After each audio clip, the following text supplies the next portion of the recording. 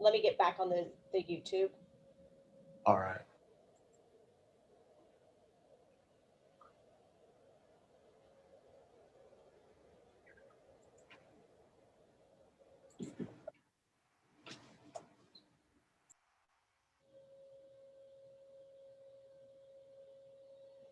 Let me get back on the YouTube. All right.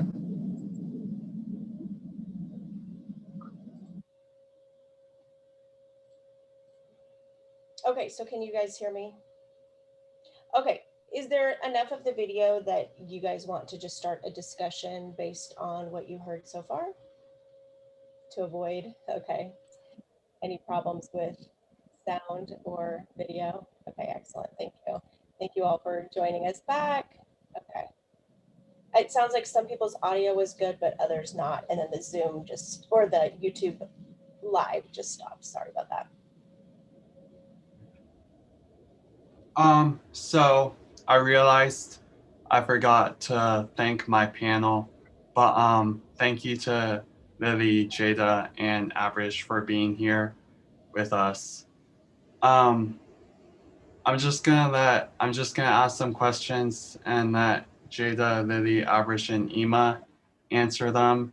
And then after I'm done with that, if the audience has any questions, they can just they can ask them or type them in the chat. So my first question is, what is your reaction to the video? Did it make you feel uncomfortable at all? Do you think it was like supposed to make you uncomfortable? And like, did you think it was funny or not really? And anybody can answer this, or all of you guys can, whatever works for you.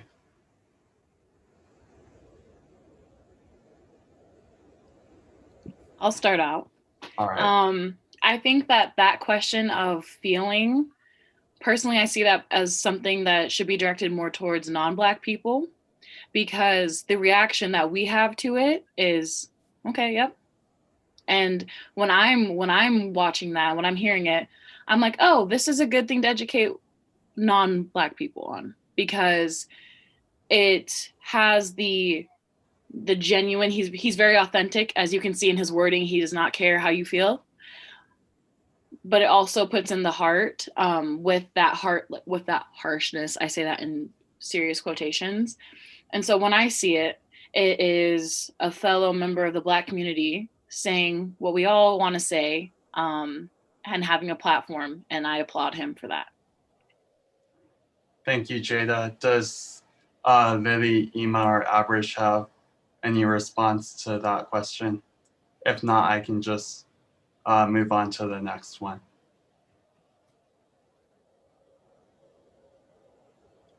I I don't really have much to say in terms of my reactions because it's something that we've all already like talked about. We've already seen all of this on the news, on YouTube, and the video of this happening. So it's not necessarily new to feel like sure, the feeling uncomfortable is always going to be there, but then it's also something that's normal now, something that's seen as like, it's like an everyday thing happening now. So it's like not very surprising. And I do not think that it was funny, even though he did crack jokes in between. It's just because he is a comedian after all. But the whole message was not anything to be laughed about.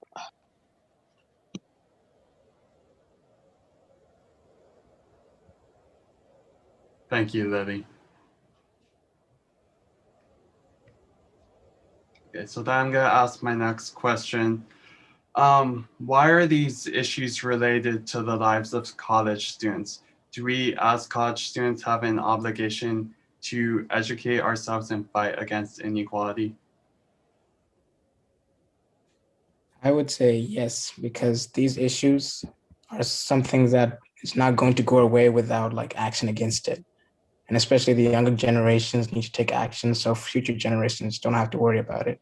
So as college students, I think it's very important to participate and fight against inequality. Thanks, Zima.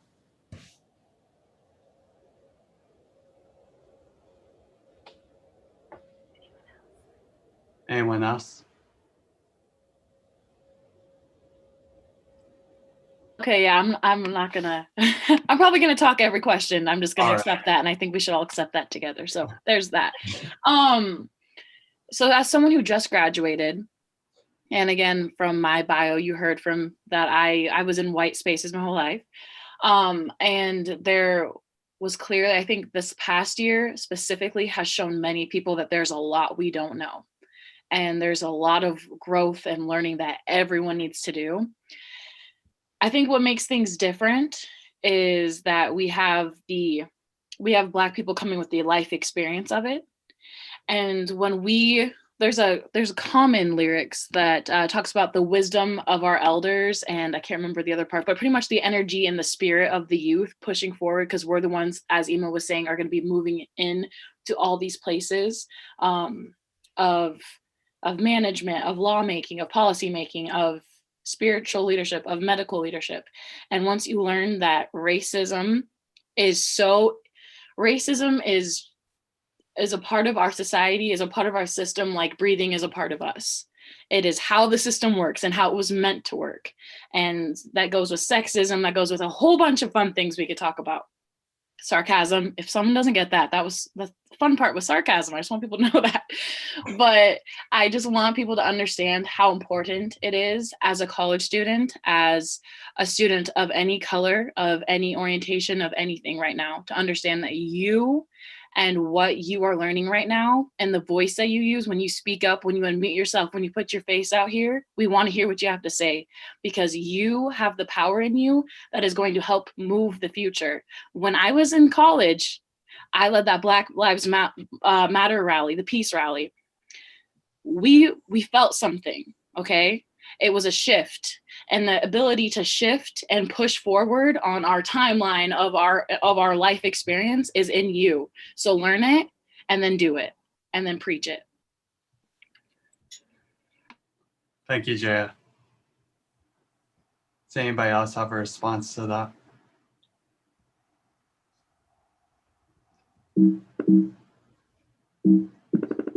So then I'm just going to move on to the next question.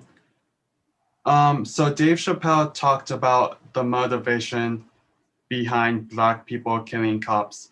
What does that mean for Black communities, and what can we do to reduce fear of violence from those sworn to protect?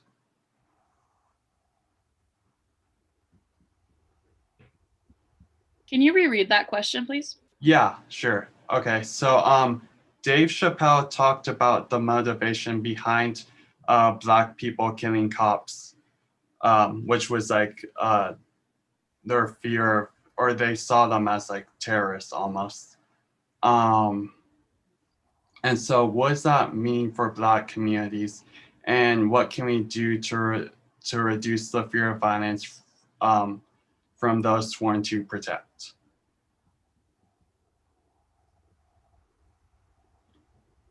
Okay, so for the second question, I think it's very, very important to re-educate cops, because the first thing they have like racial equality things or whatever they have, but obviously that's not enough, because every year it seems these events happen.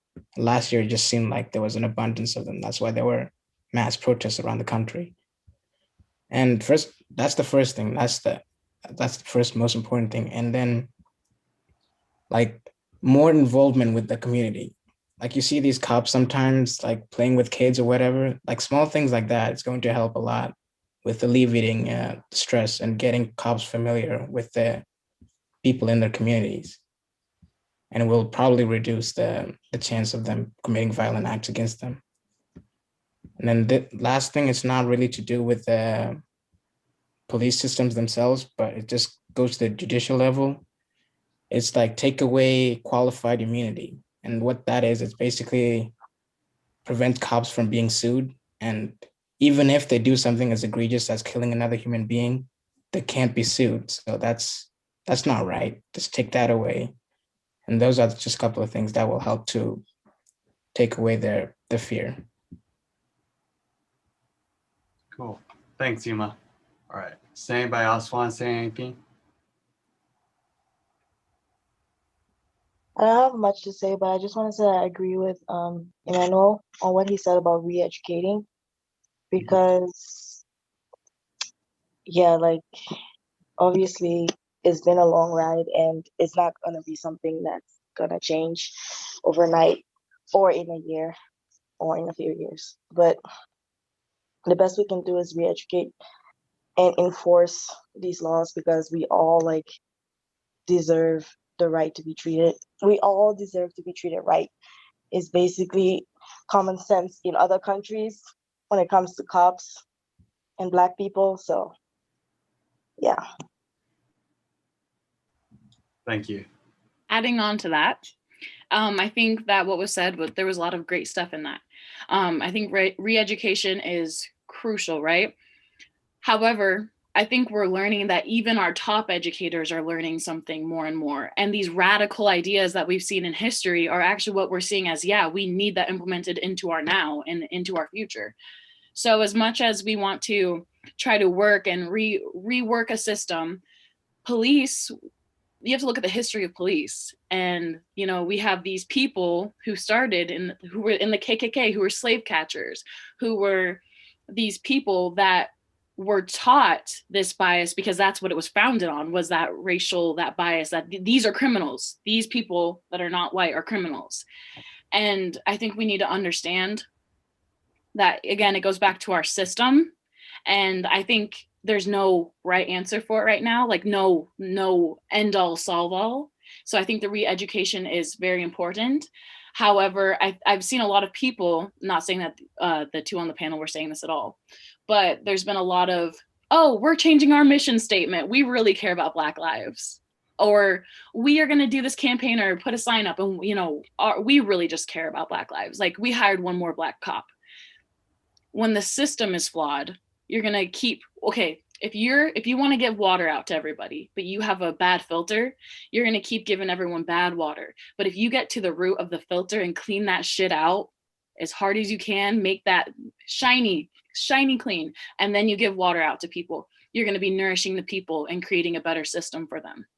So we need to look at it from that point of view. And it needs to be that hard and cold cut. You need to, again, demand that from the people around you.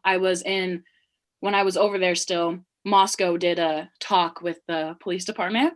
They seemed like their head was getting in the right space, and I say getting. And I just want to remind you all to hold people accountable and continue to research and make sure that, you know, Ima, you seem like you have some good ideas and that you're going to do well. So keep learning and get strong with that, and then tell people what's up all around you every day. Okay? That's how I feel about that. Thanks, Jeff. All right, so I just have a couple more questions. So what do you guys think the role should be of celebrities? Do you think they should be voicing their opinions, or that they should just stay more on the sidelines?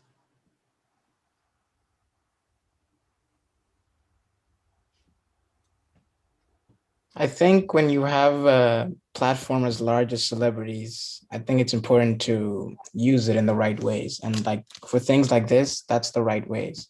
We saw in the summer actor, I forget his name, but the guy from Star Wars, the one Black guy, he joined a lot of protests down there. And that's the way I would like celebrities to use the platform. And like something like Dave Chappelle's also helps because it helps spread the message to a larger audience that may not otherwise see it. So when you use it in that way, yes, it should be involved. You should be involved.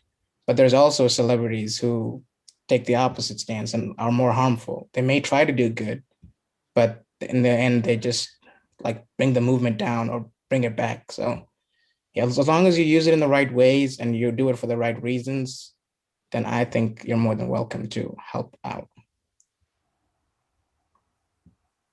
Thanks, Ima. Anybody else want to say something?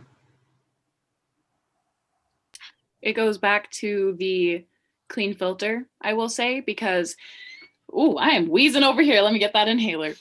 You thought I was kidding. Okay, let me talk. Okay.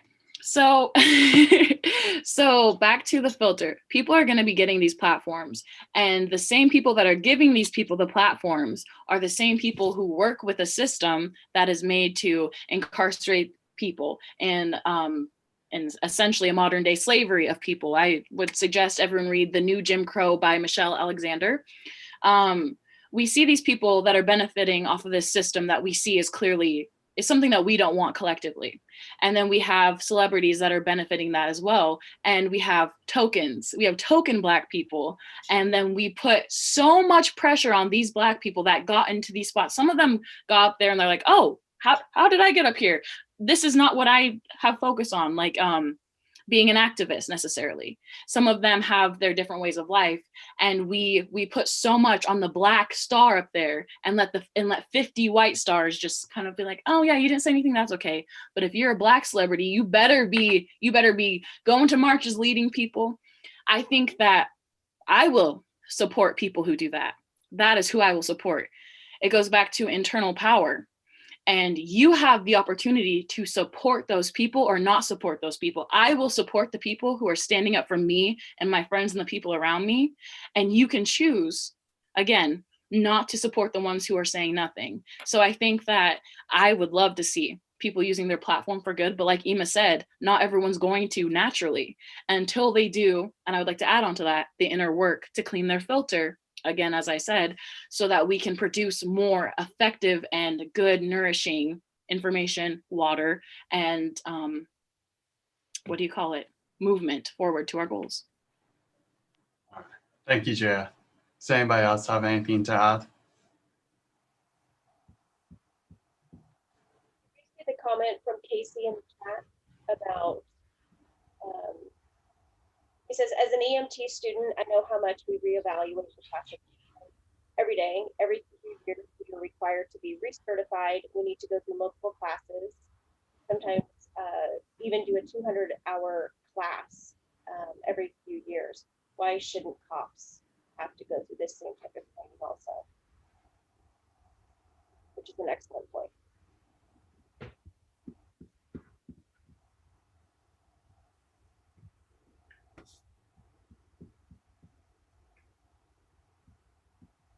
So anybody can respond to that if they'd like to. I think that's a good point, actually. And if cops are reevaluated like the EMTs are required to, then that means they'll probably have deep searches into their backgrounds, see if anything has changed. And if anything has changed, then they deserve to no longer hold their position as cops, because if they find, for example, that they have become more prone to racial profiling, then they do not deserve to hold their badge still. And like something like that, recertifying their badges every couple of years will help to root out that problem.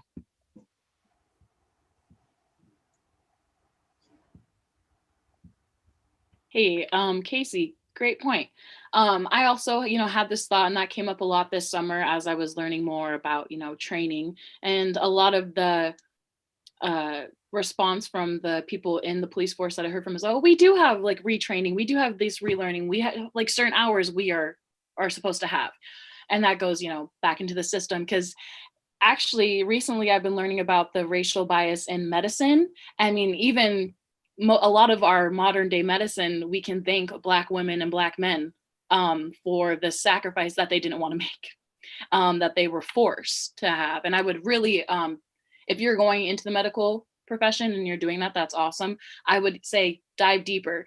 One person who's in medical school right now was saying how he came home from class and the teacher had talked to them about how different skin, depending on the darkness, needed a thicker, like a stronger needle. And he was like, what? Like that doesn't make any sense. And it was like consistent things about the pain that people of color feel.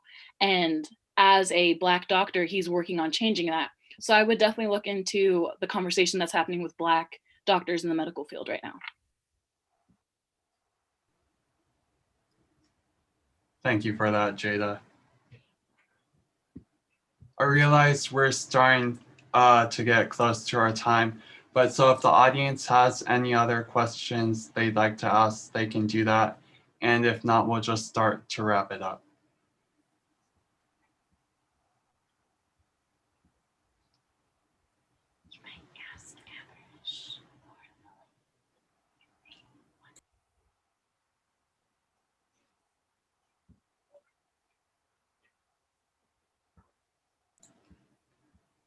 Well, it doesn't seem that there's any questions, but do any of the, oh, actually, there is. Oh, okay. So Nancy just appreciates everyone's point of view. If any of the panelists have anything else they'd like to add, they are free to do that. If not, that's fine too.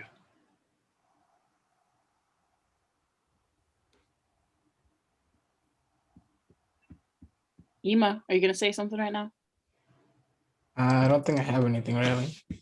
Well, I mean, I just want to say something because I came back and I'm like, hey, everybody, I just want to check in because like move a little bit, wake up because you're giving a lot of information. You just did a lot of work. Good for you too. And way to keep doing the work. I am proud of you too.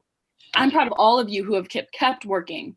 And thank you for reaching out to me. Because here's the thing. There's been change, there's been progress, but we have to keep working for change. And it is systemic and is fundamental. And it is in us. It is in you. Keep working on yourself and going deeper into your own bias. That's one thing I had to learn. At first, I was like, you're doing this wrong. I'm pissed off at you. And that was my first reaction when I saw things. And then I was like, wait, I'm seeing some things I don't like about you and me.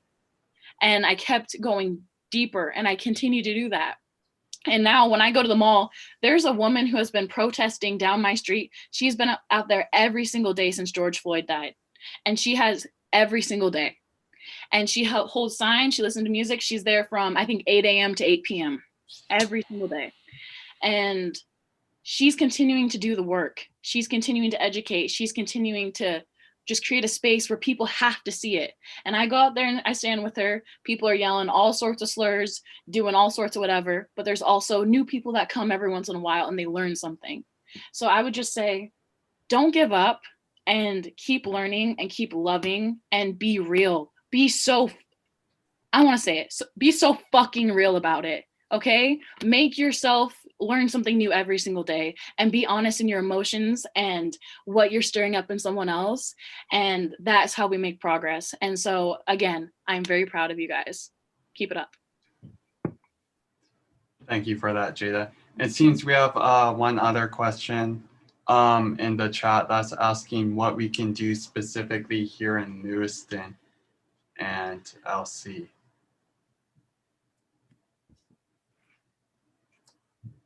I mean, I think organizing things such as this to discuss the issue at hand is important. Hopefully we'll get more students if we do more things like this and like spread the message, encourage more people to protest and like join those movements to get progress on a variety of issues. So that's what I think we can do at LC. And like outside of school, I think, oh, you're fine. Like outside of school, I think the protests that took place last summer, like encourage everybody to go to those as well. And again, that helps to spread awareness and gets more people involved. And the more people we have involved in the fight against the inequality, the better progress we can make. Thank you for that, Ema. Well, so that's. Oh, did anybody else want to say something? Were you going to say something, Lily? Yeah, I was also gonna like I agree with you and your point of like bringing more events like this on campus, and we start with like advertising, right? Like getting people to know that there is something like this on campus. So like flyers, emails. We get a lot of emails every day from the president telling us, this is the new thing happening right now. Get yourself involved. Probably like bring that in. Have surveys. Like, what do you think about this? This is happening. Like, what change would you like to see and what change would you like to be involved in to make? And just like getting people, I don't know, like wanting to be a part of something great because it is something great, you know, like, yeah, that's what I was gonna say. Lily, yes. Ima, yes. Intersectionality is the word we need to be talking about right now. Intersectionality. When I keep going back, you'll see a pattern. I keep going back to the system and the core, the root. It's because what we look at history and we see rotted shit, okay? And we're just disgusted with it. And then we see all these things that grew from it, and we're like, oh, that's not so bad. That's not so bad. Until I start actually looking about how it affects different people down the line, going back to the root. So, what I would say, if you're a white student coming from country Idaho, because trust me, I was in country Idaho, I saw what you guys grew up with. I was there, okay? And it does feel like, yeah, what am I going to do when this doesn't seem like a huge issue around me right now? Learn about intersectionality and learn about list the top things that you care about. Do you care about global warming? Do you care about blank, blank, blank? And then look how that impacts different groups and how uneven that is and how detrimental different things are to different groups of people. And then realize that your activism is going to go into your every single day. Okay, it doesn't have to look like just doing this. It doesn't have to look like, you know, doing these bigger things that seem like they take a lot of effort, although I love that, do that too. But think about how just reading one book and having 4 conversations about it with people that you don't want to have conversations about, you know, they might be like, oh, well, this is what I think, you know, whatever. Talk to those people. That's how you make a change. Because if you're kind of wondering, you might have a couple of those people in your family or people that you know like that. So have the hard conversations. It seems like a little thing, but it's a huge thing because it's getting to the root. That's something you can do. Thank you, Jada.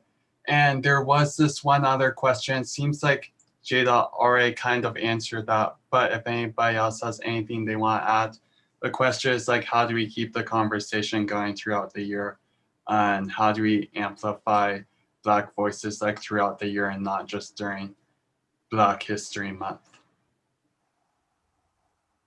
I think Jada did basically cover it, like talking to friends, family, everybody you know about these issues. It helps to gain knowledge of the issue, and I think it helps you like to research a little bit yourself, like read books, articles, things like that, research on history, to just educate yourself, get fully involved with it, and like have the background knowledge to maybe push forward and affect change. Thanks, Ima. All right. Does anybody else have anything they'd like to add?